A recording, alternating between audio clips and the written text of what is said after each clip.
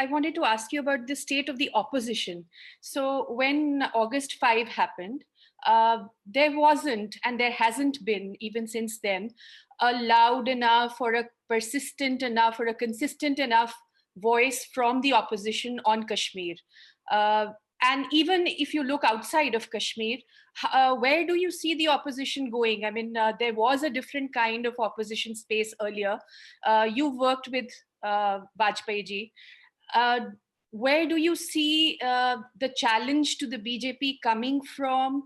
And will this polarization and this complete, emasculation of the Congress, of the opposition right now, do you see this set to continue, or do you see something happening? This is particularly on the role of the opposition post 5th August 2019. This is another one of those issues on which my father and I have agreed to disagree.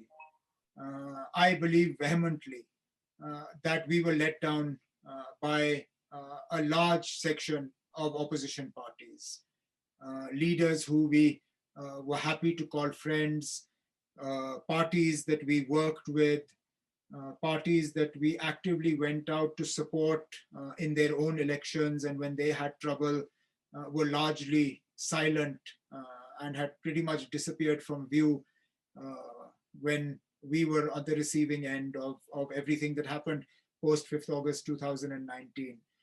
It's a matter of, I mean, it's a festering sore point as far as I'm concerned. And I don't think I will ever forgive and forget. It's something that will always be at the back of my mind. Whenever I come across these people, I'll be perfectly polite, I will be perfectly respectful, but I will be also perfectly disconnected from their problems and their realities as they were from ours. That's not to say that we didn't receive support from some, Mamata Banerjee and her party, for one example, Stalin and the DMK would be another. The left, they have traditionally been friends of Jammu and Kashmir. They were forceful in opposition, in opposing what was happening here. There were stray voices within the Congress party.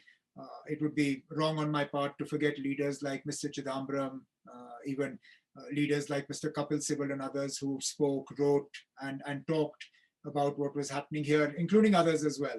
But as an organization, I think the Congress party failed us and failed the people of Jammu and Kashmir, as did a lot of other opposition parties that I'm not going to single out by naming. Some of them actively colluded with what the BJP did. And that, to my mind, is not just surprising, but it's unforgivable. Look, I understand on the question of Article 370, the BJP had raised the pitch to such a level that it was difficult to oppose it. So I'm looking at both things. I mean, as to the two things that happened to Jammu and Kashmir. One was the Article 370 issue. The second one was the dismemberment and the reduction of the state to a union territory.